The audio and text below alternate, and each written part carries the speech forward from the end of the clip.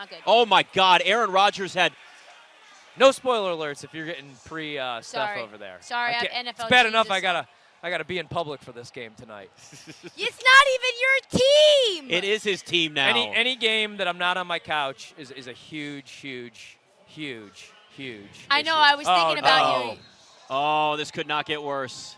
Now Aaron Rodgers already sitting down. He's hurt.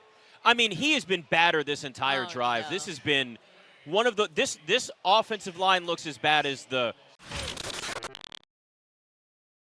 Aaron Rodgers pretty much went to the Jets to be the savior for Zach Wilson. he's his coach now. He's is like what it's going to be. If you've seen Varsity Blues when Lance Harper's supposed to go to Florida State and he blows out his leg, and at the end of the movie he has to take over for Bud Kilmer and call plays because they kick him out of the locker room. That's essentially what Aaron Rodgers now becomes in New York as an assistant coach. I mean, to have this be oh, on and you have Hackett as your play caller. Oh my God. To have this be, what if the Jets end up getting the number 1 pick and they get Caleb Williams? I mean, That right? would be bad. Also, by the way, Hardy just hits his reception prop at 1.5. There you so. go. Nice. Jets. Arguably the best secondary in the NFL, of course, highlighted by the tremendous sophomore sensation there in Sauce Gardner. DJ Reed could certainly shut some people down. Strong safety play as well. And, the Bills are no pushovers defensively in their own right. A top 10 unit on the back end. I think a top 10 unit and a linebacker core on the front end. So I think points should be few and far between.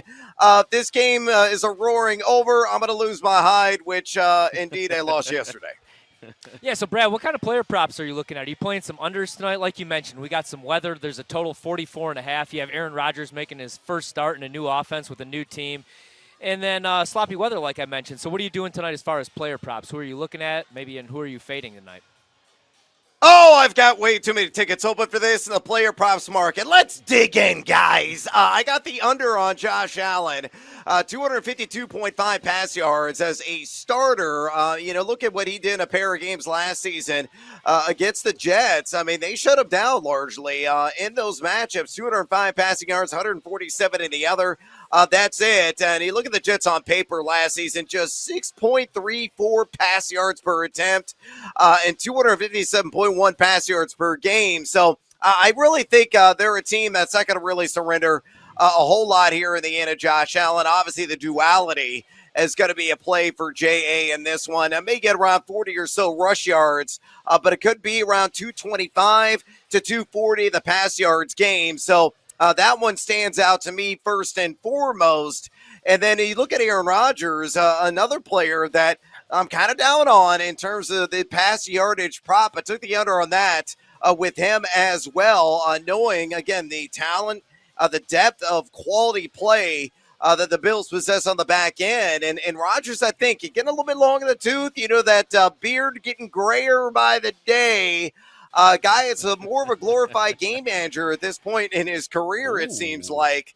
May go out there and get a touchdown pass in this game, but going to be highly reliant, I think, on the 1-2 punch of Dalvin Cook and Breece Hall to try to move the chains, get within striking distance, whether it's up through the uprights for 3 or punching him one in for 6. I think Aaron Rodgers tonight, round maybe 2.25 with a passing touchdown. However, I got the over on rush yards because I'm a true D-Gen. Aaron Rodgers is scrambling for 5 or 6 yards, and I locked that sucker in at BetMGM on 3.5. Brad, one of my favorite things to bet on, just for a lark, is a first touchdown, especially when we're here at BetMGM National Harbor. One little sneaky story, accidentally took Stetson Bennett, first touchdown score in the national title game, and now it's just what we do, baby. So I need one from you, Brad. All right, first touchdown props, kind of a stab in the dark, a shot in the dark, if you will. I usually do not routinely play them. However, I like the Chef Boyardee of running backs and James Cook to get that goal line splash and be the first 6 on the board in this game. So give me him for the first touchdown prop. I love James Cook's overall game, a guy that was a yak after temp beast last season, 3.02 in that category. His role is expected to ratchet up this season. He was a buzz of training camp there in Buffalo. And really the headline grabber and a guy that's expected to get a high volume in this backfield. Also love early bonus time, guys. The over on rush attempts. Ty to Cook, that's available at 10.5 right now at BetMGM. Took the over on that at -110 earlier today. I think it's going to be 12 balls of belly at least. And one of those, Miss Crick, will be in for a goal line plunge. Give me James Cook to score the first touch of the night. Ooh. Bad injury apparently in tonight's game. It's a bummer. This game was so hyped. Yeah. But the situation right now, and this is actually all from BetMGM. BetMGM had the Jets 18-1 pre-game. And actually the Jets have been 18-1 the last couple of weeks to win the Super Bowl. They are now at 25-1. That's as far as the adjustment has gone at this point. I don't think they're going to do much more until they get a little bit more of an affirmation of exactly what the injury is and some semblance of a timetable. But I did just get a text from Hal Eglin. He is one of the traders behind the counter at BetMGM. And he said, obviously, it's a fluid situation. If the fear of an Achilles injury ends up being the injury, they'll be moving quite a bit further out, which won't surprise anybody. I mean, that number's going to slide way the heck out. And obviously, in context, the way the odds are supposed to go with this, if the Jets are getting slid way out, then other AFC teams, including the Bills, including the Dolphins, should be shortening off of this. Hal pointed out Jets fans were rightfully excited coming into the season. And look, the important thing here obviously is Aaron Rodgers' health. Way beyond anybody's futures bets or anybody's bets on the game or any of that stuff. But people were really excited about the Jets. You got the hard knocks element weighing in, and people were really jazzed to throw a few dollars on them and see how it goes. So it's it's unfortunate from that perspective as well, because BetMGM, as Hal said, we like bettors when they're excited about their teams. It's just more interesting. It's like the MLB. I mean, look, we're a long ways from anything like this yet, but the MLB postseason without the Yankees in it loses a lot of luster. If somehow this isn't something relatively minor that doesn't have the Rodgers out for very long, then it takes a lot of shine off the season. Yeah, and Patrick, as the president of the Aaron Rodgers fan club, tonight one of the worst nights of my life, and I'm a little dramatic, but man, that could be the last we've seen of Aaron Rodgers. I want to actually talk about something that'll cheer me up, some Week 2 line movement. And let's talk about the next primetime game we'll see. We get Philadelphia against Minnesota, and Minnesota loses to what we expect to be a bad Tampa Bay Buccaneer team Week 1. Philadelphia kind of sleepwalks a victory past the Patriots. We've seen a little line movement. This one opened up the Eagles 7.5-point favorites. I'm guessing a sharp play probably comes in at Minnesota at that number because we're down to 7. Total around 48. What are you seeing in that game, Pat? Yeah, I think there's a little back and forth here.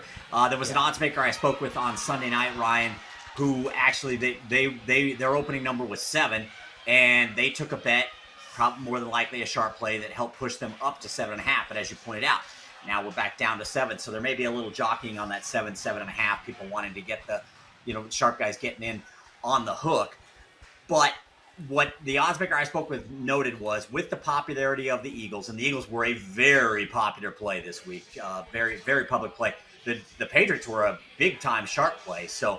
That was definitely an interesting game, a total pros versus Joes football game between those two on Sunday.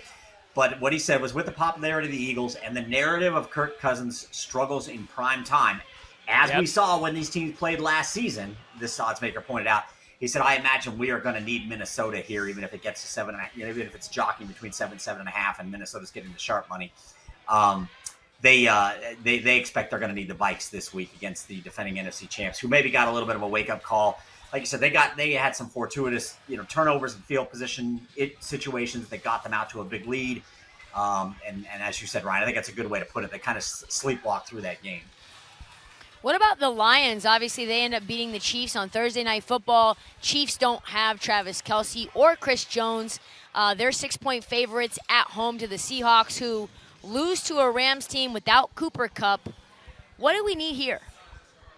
Yeah, this is interesting. It's hard to, I would guess they're going to need Seattle, especially since Seattle looked bad in Week 1.